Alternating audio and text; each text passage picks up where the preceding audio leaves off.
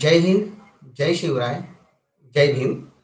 सर्वप्रथम वर्कशॉपच्या या सत्रामध्ये मी Raju Gaikwad, state GST officer आणि अध्यक्ष ब्लू डायमंड एंटरप्रेन्योर्स क्लब, माननीय सुनील कदम सर यांचे अतिशय मनस्वी आभार मानतो की त्यांनी मला वर्कशॉप म्हणजेच कार्यशाळा या पोर्टलवर, या यूट्यूब चॅनलवर माझं उद्योजकता विकास आणि त्याची संबंधित कारणे का गरज पडली यावर मला एक 20 ते 30 मिनिटाचं प्रबोधन करण्याचा मला संधी दिली.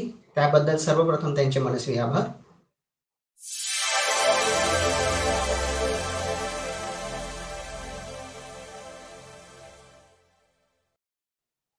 आपला महाराष्ट्र हा फुले शाहू आंबेडकरी विचारांचा महाराष्ट्र आहे. पण आज या क्षणी आपल्याला उद्योजकता विकास आणि उद्योजकतेची का गरज पडली याचा विचार करणे अधिक सोयीस्कर होईल असं मला वाटते सुरुवातीला. तर आज याची गरज का पडली? तर आपण पाहतो संपूर्ण महाराष्ट्र किंवा भारतामध्ये शासकीय नोकऱ्यांचे प्रमाण अतिशय अत्यल्प प्रमाणामध्ये आहे. ते खूप मोठ्या प्रमाणात घटलेले आहे. दुसरी महत्वाची गोष्ट, खाजगी तत्वावर म्हणजे 1991 ला LPG म्हणजे लिबरलायझेशन, प्रायव्हेटायझेशन अँड ग्लोबलायझेशनच्या अनुषंगाने म्हणजे उदारीकरण, खाजगीकरण आणि जागतिकीकरण या संदर्भात जेव्हा आपण बघतो तेव्हा संपूर्ण जगामध्ये आपलं मार्केट ओपन झालेलं आहे आणि या तत्वावरच आपल्या भारतात सुद्धा प्रायव्हेटायझेशन मोठ्या प्रमाणात वाढलेलं आहे. त्यामुळे हे प्रायव्हेटायझेशन जे वाढलं त्यामध्ये आपल्या बहुजन समाजाचा वाटा किती आहे हे सांगणं अतिशय कठीण आहे. म्हणजे वाटा असलाही तर तो एक हार्डली 0.5 किंवा 1% असेल असं आपणास दिसते. म्हणून प्रायव्हेट नोकऱ्या, खाजगी नोकऱ्या हा विषय जर आपण पकडतो म्हटलं तर बहुजन समाजाचा घटक सुशिक्षित युवक युवती हा अतिशय कमी प्रमाणात आहे आणि जो आहे तोही तुटपुंज्या पगारावर आहे आणि जो गलेलठ्ठ पगारावर आहे किंवा ज्यांना जास्त पॅकेजेस आहेत त्यांनाही की पॉइंट्स त्या खाजगी उद्योगांमध्ये आपल्याला मिळताना दिसत नाही. त्याचप्रमाणे आपण असं पाहतो की आरक्षण हा जो विषय आहे नोकऱ्याच्या संदर्भामध्ये, तर आरक्षणही हळूहळू कमी होत आहे आणि त्यामुळे आज खरी गरज आपल्याला ही लागलेली आहे की आपण आज उद्योग निर्मिती, व्यापार आणि व्यवसाय या क्षेत्राकडे विशेष लक्ष देणं आवश्यक आहे. आणि याच अनुषंगाने आम्ही नागपूरमध्ये माननीय Sanjay Thul sir, IRS, central GST व मी Raju Gaikwad, state GST officer, आम्ही दोघांनी मिळून ब्लू डायमंड एंटरप्रेन्योर्स क्लबची स्थापना केली आहे. या माध्यमातून आम्ही विविध मेळावे, सेमिनार, वर्कशॉप आयोजित करतो, अवेअरनेस प्रोग्राम आयोजित करतो की बहुजन समाजाच्या विद्यार्थ्यांनी, बहुजन समाजाच्या सुशिक्षित युवक युवतींनी, बेरोजगार विद्यार्थ्यांनी किंवा त्यांच्या पालकांनी किंवा थोडासा सुशिक्षित असेल, 10वी-12वी झालेला असेल तरी त्यांनी शासकीय नोकरी व खाजगी नोकरीच्या मागे न लागता स्वबळावर उद्योजकतेचा विकास करणे आज क्रमप्राप्त झालेले आपल्याला दिसते. आणि मग आता उद्योजकता विकास आपल्याला करायचा आहे म्हणजे एखादा उद्योजक निर्माण करायचा आहे, त्याला वातावरण निर्मिती करून द्यायची आहे, तर आपल्याला काही सकारात्मक पावले उचलणे समाजाने अतिशय आवश्यक आहे असं आम्हाला वाटतं. म्हणजे त्याला त्या पद्धतीचं वातावरण निर्माण झाल्याशिवाय त्यामध्ये तो समोर जाऊ शकत नाही आणि याच अनुषंगाने या ब्लू डायमंड एंटरप्रेन्योर्स क्लबची स्थापना झालेली आहे. मग आता उद्योजकता विकास किंवा व्यापार किंवा व्यवसाय हे जर एखाद्या व्यक्तीने करतो म्हटलं तर ते काय आवश्यक काय आहे त्याच्यासाठी? मित्रांनो, सर्वप्रथम तर ही गोष्ट आपल्याला लक्षात घेणे आवश्यक आहे, की उद्योजकता विकास किंवा व्यापार व्यवसाय हे आपल्या रक्तात नाही. मग आपल्या रक्तात नाही, आपण सुरुवातीचे धम्मक्रांतीनंतरचे जे काही 2-3 पिढ्या झालेल्या आहेत, त्यांनी मुख्यत्वे शासकीय नोकरीवर भर दिलेला आहे आणि तेही आवश्यकच होते त्या काळात.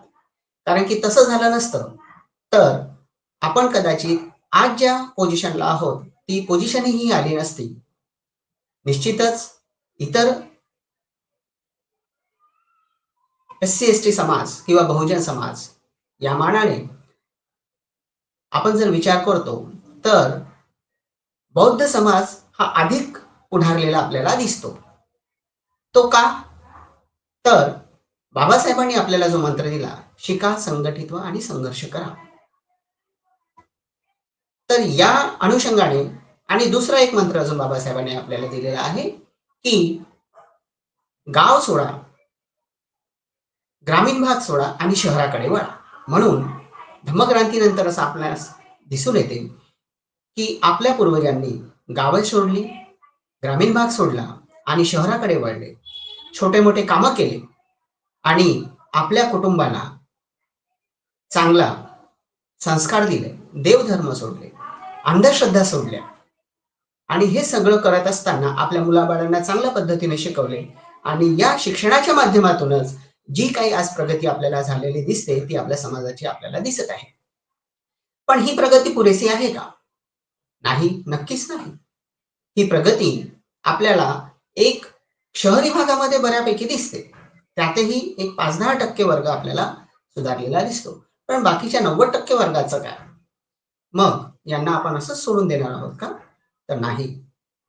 बाबासाहेबांचा समाजकारण, अर्थकारण, राजकारण, धर्मकारण या विषयावरचा दांडगा अभ्यास होता आणि हे सगळं बाबासाहेबांनी आपल्याला दिले आहे. ज्याचे आपण ऋण कधीच फेडू शकत नाही. परंतु बाबासाहेबांचा अर्थकारण हा विषय आपण कधीही गंभीरतेने घेतला नाही.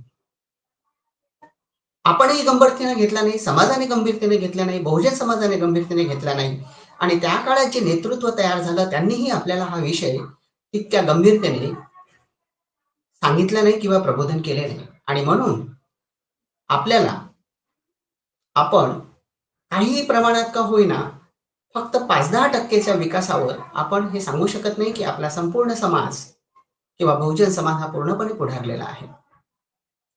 आणि म्हणून खऱ्या अर्थाने आज उद्योजकता विकास, व्यापार आणि व्यवसाय याची आपल्याला खरी गरज आढळून येत आहे. त्या अनुषंगानेच विविध संस्था आणि संघटना कार्य करीत आहेत. हे निश्चितच स्वागत आहे आणि हे अजून वाढलंच पाहिजे कारण की पोषक वातावरण ज्याला आपण म्हणतो, ते प्राप्त होणं उद्योजकांसाठी, व्यापार आणि व्यवसायासाठी अतिशय आवश्यक आहे. आज आपण 15 ते 20 मिनिटाच्या व्हिडिओमध्ये तेच पाहणार आहोत. मग आता आपल्याला उद्योजकता विकासावर भर द्यायचा आहे, तर आपल्याला काय करणं आवश्यक आहे? कोणत्या गोष्टी महत्त्वाच्या आहेत? आणि त्या गोष्टींचा आपण प्लॅनिंग कसं केलं पाहिजे? प्लॅनिंग करून त्याचं एक्झिक्युशन कसं केलं पाहिजे? तर सर्वात महत्त्वाचं म्हणजे जेव्हा आपण उद्योजकता विकास किंवा व्यापार व्यवसाय या विषयाचा अभ्यास करतो, की या विषयावर गंभीरतेने विचार करतो, तर हे करत असताना सर्वप्रथम आपल्याला आपला कम्फर्ट झोन जो आहे, तो सोडणे आवश्यक आहे किंवा क्रमप्राप्त आहे. कम्फर्ट झोन म्हणजे काय? कम्फर्ट झोन म्हणजे ज्या वातावरणात आपण राहतो किंवा ज्या वातावरणामध्ये आपण जगतोय, तो साधा आणि सरळ आहे आणि तो साधा आणि सरळ कम्फर्ट झोन याला आपण म्हणतो, की मी व्यवस्थित आहे. म्हणजे तुटपुंज्या पगाराची नोकरी असली तरी व्यवस्थित आहे. मी एखाद्या प्रायव्हेट जॉब करत आहोत तरी व्यवस्थित आहे. तर ते सोडून देणं अतिशय आवश्यक आहे. दुसरी महत्त्वाची गोष्ट जी आपल्याला इथे आवश्यक आहे, ती म्हणजे आपली मानसिकता.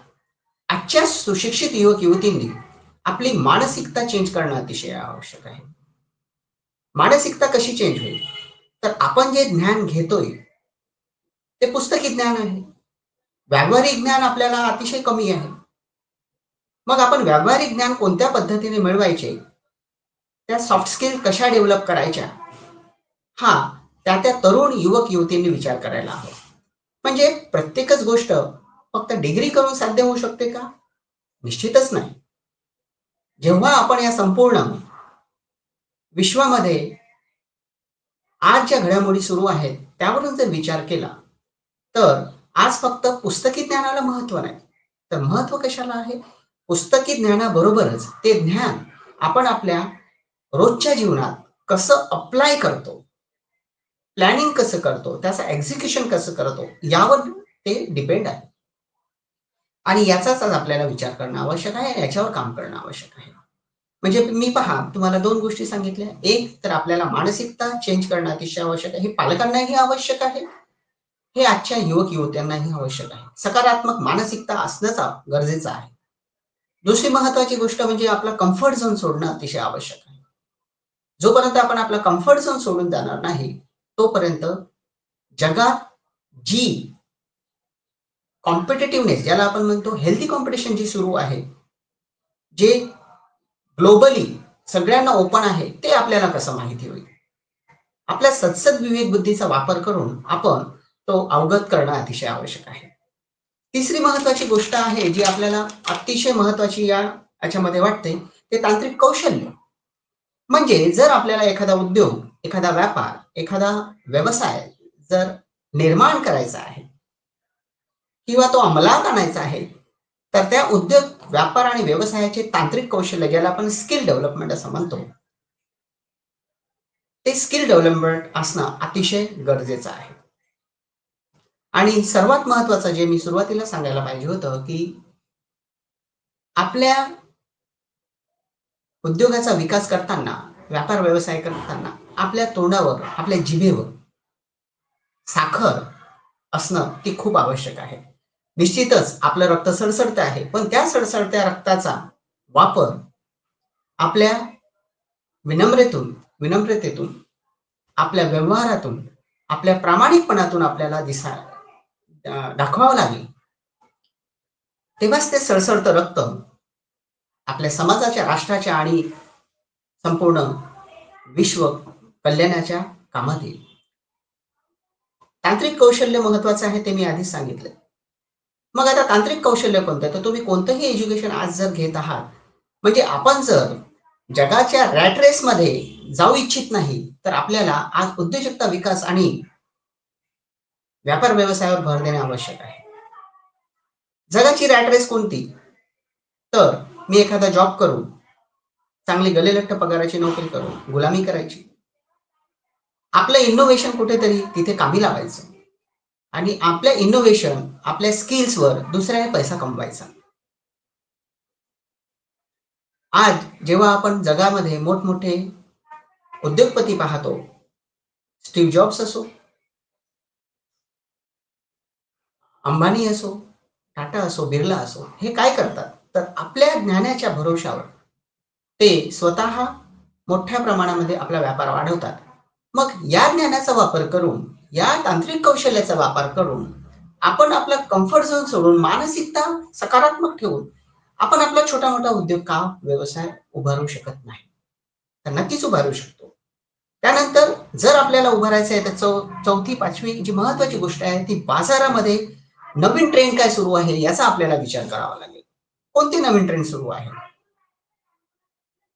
या नवीन ट्रेंडनुसार परंपरागत व्यवसाय निर्मिती करण्यापेक्षा नवीन कौशल्य आपण निर्माण करून नवीन उद्योग कसे स्थापन करू शकतो, नवीन व्यवसाय कसे आणू शकतो, जसे आपण सगळीकडे पाहतो. म्हणजे रेंटिंग ऑफ प्रॉपर्टीज हा सुद्धा आज एक व्यवसाय झालेला आहे. म्हणजे मी एक प्रॉपर्टी रेंटने घेतो आणि ती दुसऱ्याला रेंटने देतो. पुण्या मुंबईमध्ये हा व्यवसाय मोठ्या प्रमाणात वाढलेला आहे. अजून एक आपण व्यवसाय पाहतो, हॉस्पिटॅलिटी बिझनेस. हा रेंटिंग ऑफ प्रॉपर्टीचा एक प्रकार आहे. आपण ओला उबेर पाहतो. हा कोणत्या प्रकारचा आहे? ई कॉमर्स बिझनेस आहे. म्हणजे अशा पद्धतीचे नवनवीन नाविन्यपूर्ण उपक्रम किंवा नाविन्यपूर्ण संकल्पना आणून आपण आपल्या व्यवसाय किंवा व्यापार उभारू शकतो. आता हे करत असताना आपल्याला मार्केटिंग स्किल्स असणं अतिशय आवश्यक आहे. मग आता मार्केटिंग स्किल्स एक तर आपण MBA करताना होत असते किंवा जर आपल्याला त्यामध्ये अनुभव असेल तर तो करता येतो. बट हे करत असताना सुद्धा जर आपल्यामध्ये ह्या क्वालिटीज नसतील तर निश्चितच आपल्याला ह्याचं शिक्षण घेता येते, हे शिकता येते. 4-5 महिन्याच्या छोट्याशा कोर्सनुसार आपण मार्केटिंग स्किल्स त्या त्या व्यापार व्यवसाय उद्योगाच्या संदर्भामध्ये कस्टमाइज करून मार्केटिंग स्किल्स शिकू शकतो. त्यानंतर आज मॅनेजरियल आणि ऍडमिनिस्ट्रेटिव्ह स्किल्स हा सुद्धा खूप आवश्यक आहे. म्हणजे एखादा व्यापार व्यवसाय उद्योग निर्माण करताना तुमच्याकडे मॅनेजरियल आणि ऍडमिनिस्ट्रेटिव्ह स्किल्स असणं अतिशय आवश्यक आहे. त्या व्यतिरिक्त या स्किल्स वापरताना त्या वापरायच्या कशा याचे शिक्षण घेणं आवश्यक आहे. आणि हेही आपण शिक्षण घेऊ शकतो, याचे ट्रेनिंग करू शकतो. त्यानंतर आजच्या जगामध्ये आज सोशल मीडिया, या सोशल मीडियाचा वापर आपल्या व्यवसाय व्यापारामध्ये कसा करायचा याचे पण आपल्याला शिक्षण घेता येते. त्यानंतर आज नवीन प्रकार आलेला आहे डिजिटल मार्केटिंग. या डिजिटल मार्केटिंगच्या माध्यमातून, सोशल मीडियाच्या माध्यमातून तुम्ही तुमचा व्यापार व्यवसाय हा संपूर्ण जगामध्ये अतिशय कमी श्रमामध्ये, अतिशय कमी किमतीमध्ये संपूर्ण जगात पसरवू शकता. त्यानंतर आपल्याला अजून एक महत्वाची गोष्ट कळते ती AI, आर्टिफिशियल इंटेलिजन्स. हा एक नवीन प्रकार आहे. या आर्टिफिशियल इंटेलिजन्सच्या माध्यमातून तुम्ही तुमच्या व्यापार व्यवसाय आणि उद्योगामध्ये नवीन संकल्पना रुजवू शकता, नवीन गोष्टी आणू शकता आणि सगळी कामे पटापट करू शकता.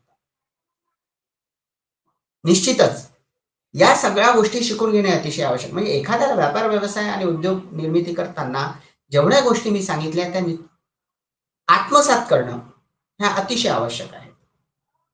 आता तुम्ही म्हणाल की सर माझं शिक्षणच 12वी झालंय, मी कसं या गोष्टी शिकू? तर तुमचं शिक्षण जरी 12वी झालं तरी या गोष्टी तुम्ही इंटरनेटच्या माध्यमातून, तुमच्या हातात जो अँड्रॉइड फोन आहे त्या माध्यमातून, ऑनलाईन क्लासेसच्या माध्यमातून किंवा फिजिकल क्लासेसच्या माध्यमातून या सगळ्या 2-3 महिन्याचे कोर्सेस आहेत जे तुम्ही शिकू शकता. यातले बरेचसे मार्केटिंग स्किल्स असो, ऍडमिनिस्ट्रेटिव्ह स्किल्स असो, त्यानंतर उद्योजकता विकास कार्यक्रम असो, हे सगळे कार्यक्रम महाराष्ट्र शासनाच्या आणि केंद्र शासनाच्या माध्यमातून शिकवले जातातच. यात तुम्ही अप्रोच व्हायला पाहिजे. आणि जर तुम्ही यामध्ये अप्रोच नाही झाले तर तुम्ही प्रायव्हेट या गोष्टी सगळ्या शिकू शकता. पण हे शिकणं आवश्यक आहे. कारण जेव्हा आपण उद्योग, व्यापार आणि व्यवसाय या गोष्टींचा विचार करतो तर तिथे कॅल्क्युलेटेड रिस्क घेणे आवश्यक असते, जोखीम पत्करणं आवश्यक असते. ती जोखीम कशी असली पाहिजे, ती कॅल्क्युलेटेड असली पाहिजे.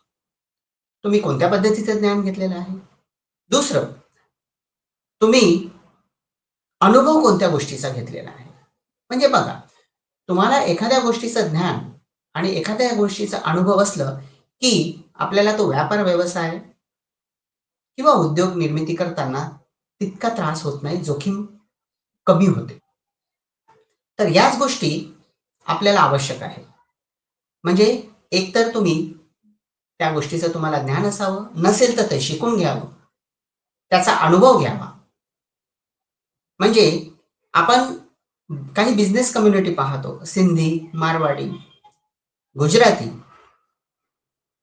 उत्तर भारतीय आणि मुस्लिम कम्युनिटीज या काय करतात, ह्या गोष्टी फ्रीमध्ये शिकून घेतात. आधी या सगळ्या गोष्टी शिकवून घेतात, अनुभव घेतात आणि त्या अनुभवाच्या आधारावर, त्या ज्ञानाच्या आधारावर, त्या कौशल्याच्या आधारावर आपले छोटे छोटे बिझनेस टाकतात.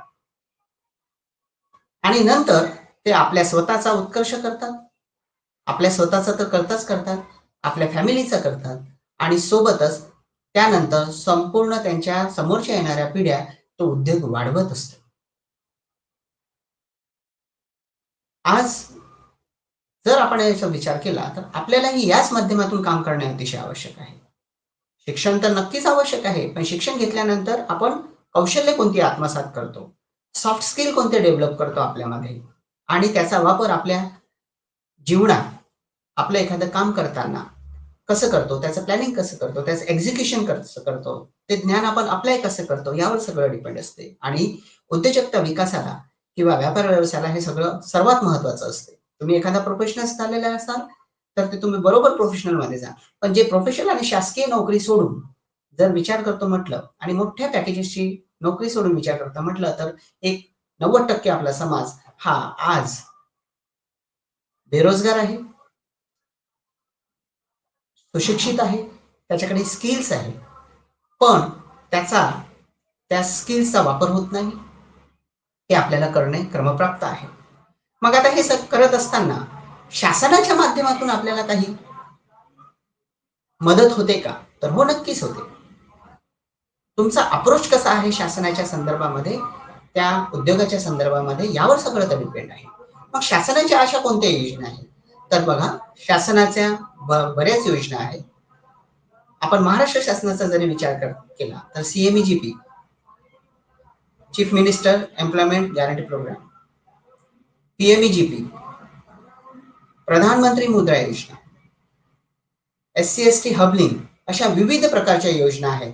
म्हणजे त्या योजना जरी मी वाचून दाखवल्या तर एक 30 योजना अशा आहेत की ज्याद्वारे शासन आपणास त्या योजनांच्या माध्यमातून आपल्या व्यापार व्यवसाय आणि उद्योग निर्मितीसाठी आपल्याला मदत करत असते. आता तुम्ही म्हणाल की सर, या योजना तर आमच्याकडे पोहोचतच नाही. नक्कीच आपण मान्य आहे, या पोहोचतच नाही. पण आपण तरी याचा विचार केला आहे का की या आपल्यापर्यंत पोहोचल्या नाही तर आपण त्या योजनांपर्यंत पोहोचलोय का? आपण त्या विभागाकडे गेलोय का? महाराष्ट्राचा MIDC, MCD म्हणजे Maharashtra centre for entrepreneurship development हा असा विभाग आहे, की जर आपल्याला एखादा उद्योग करायचा असेल, तर आपल्याला निवासी प्रशिक्षण शिबिरे आयोजित करत असते 1-1 महिन्याचे. प्रत्येक विषयावर त्यांचे सगळे शिबिर्स असतात, निशुल्क असतात, शुल्कासहितही असतात, पण ते शुल्क अतिशय कमी प्रमाणात असतं. मग हे आपण जर व्यापार व्यवसाय उद्योगाचा विचार करत असताना या विभागाकडे गेलोय का? यांच्या अधिकाऱ्यांना भेटलोय का? त्यांच्याशी इंटरॅक्शन केलं आहे का? आपण त्यांच्यासोबत चांगल्या पद्धतीने अप्रोच झालाय का? आपला प्रोजेक्ट त्यांना प्रॉपर पद्धतीने शो केला आहे का? डिस्पोज ऑफ केला आहे का? तर नाही, नक्कीच नाही. आपण त्या वेळेने जात नाही. आपण 1-2 वेळा जातो. आपण प्रॉपर फॉलोअप घेत नाही. त्याच्यामुळे कदाचित आपल्याला पाहिजे तसा त्याचा उपयोग झालेला नाही. पण बाबासाहेबांनी आपल्या संविधानाच्या माध्यमातून आपल्याला व्यापार, व्यवसाय आणि रोजगार करण्याचा एक मूलभूत अधिकार दिलेला आहे, हे आपण विसरता कामा नये. त्यामुळे या सगळ्या डिपार्टमेंटच्या अधिकाऱ्यांना भेटून आपल्या उद्योगाच्या संदर्भामध्ये आपण ते मिळवून घेणं हे आपलं कर्तव्य आहे. आपण बाबासाहेबांचा विचार घेतला, समाजकारण घेतलं, राजकारण घेतलं, पण आपण अर्थकारण घेऊ शकलो नाही. आज खरी गरज आहे ते अर्थकारण घेण्याची, त्या अर्थकारणावर विचार करण्याची. आपण आजच्या या युगामध्ये, कॉम्पिटिटिव्ह युगामध्ये आपल्या उद्योग, व्यापार आणि व्यवसायावर त्या-त्या पद्धतीने कार्य करायला पाहिजे. विविध संस्था आणि संघटना हे मार्गदर्शन करण्यासाठी आहेतच. शासकीय विभाग मार्गदर्शन करण्यासाठी आहे. शासकीय विभाग सुद्धा शिकवण्यासाठी आहे. शासकीय विभाग आपल्याला अनुदानित शासकीय कर्जे देण्यासाठी उत्सुक आहे. फक्त आपला अप्रोच कसा आहे? आपली मानसिकता कशी आहे? आपलं ज्ञान किती आहे? यावर ते सगळं अवलंबून आहे. बँका आपल्याला लोन द्यायला तयार आहेत, पण आपला अप्रोच कसा आहे हे महत्वाचं आहे. एक युवक-युवतींकडून एक मोठ्या प्रमाणामध्ये माझ्याकडे हे येते, की सर आम्हाला बँका लोन देत नाही. मान्य आहे, बँका लोन देत नाही. पण आपला अप्रोच आपण त्यांना किती कन्व्हिन्स करू शकतो? आपला प्रोजेक्ट कसा आहे? आपली मानसिकता कशी आहे? आपली बॉडी लँग्वेज कशी आहे? आपला अप्रोच कसा आहे? आणि त्यानंतर आपलं आपल्या उद्योगाच्या संदर्भात ज्ञान आणि कौशल्य किती आहे? हे आधी आपण तपासून पाहिलं पाहिजे. हे जर आपण चांगल्या पद्धतीने करू शकलो, तर निश्चितच बँका सुद्धा आपल्याला लोन देतील. आज जर आपण आपल्या नातेवाईकांकडे किंवा आपल्या मित्र-मैत्रिणींकडे जर ₹5,000 सुद्धा मागायला गेलो, तरी ते द्यायला मागे-पुढे पाहतात. मग एक अननोन संस्था, जी संस्था आपल्याला ओळखतच नाही, ती कोणत्या आधारावर आपल्याला लोन देईल? तर त्यासाठी तुम्हाला त्यांच्यामध्ये विश्वास निर्माण करावा लागेल, तुमचं ज्ञान दाखवावं लागेल, तुमचं कौशल्य दाखवावं लागेल. तेव्हा कुठे या गोष्टी साध्य होतील. तर मित्रांनो, आज या वर्कशॉपच्या माध्यमातून उद्योजकता विकास व त्यामधील आव्हाने या विषयावर आपण हे जे संवाद साधतोय, तर मी आपणास या मंचावरून असं आवाहन करतो, की शासकीय नोकऱ्या, मोठ्या पगाराच्या गललठ्ठ नोकऱ्या, खाजगी नोकऱ्या या सोडून जर तुटपुंज्या पगारावर तुम्ही नोकरी करत असाल किंवा सुशिक्षित बेरोजगार असाल, तर तुम्हाला नक्कीच उद्योजकता विकास किंवा व्यापार व्यवसाय यावर विचार करणे क्रमप्राप्त आहे. नक्कीच सगळेच सक्सेसफुल होणार नाही, परंतु 100तून 2 सक्सेसफुल झाले, तर समाजापुढे एक आदर्श निर्माण होईल. आणि जसं नोकऱ्या या एकेकाळी आदर्श होतात, तसंच व्यापार व्यवसाय आणि उद्योग हा सुद्धा एक आदर्श निर्माण होऊन त्या पद्धतीने उरलेल्या 98 लोकांना त्यामधून प्रेरणा मिळेल आणि ते सुद्धा त्याच माध्यमातून स्वतः समोर जाण्याचा, समाजाला समोर नेण्याचा, राष्ट्राला समोर नेण्याचा आणि येणाऱ्या भावी पिढींना समोर नेण्याचा विचार करतील, असं मला वाटतंय. आणि या क्षणी हे सगळं मी या मंचावरून विश्वासाने सांगू इच्छितो, की नक्कीच तुम्ही यावर भर दिला पाहिजे, कौशल्य आत्मसात केली पाहिजे आणि व्यापार व्यवसाय, उद्योजकतेचा विकास करून आपल्या भावी पिढ्यांना घडवणं आवश्यक आहे.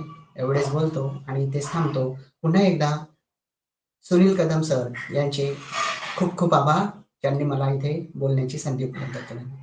जय भीम, जय शिवराय, जय हिंद.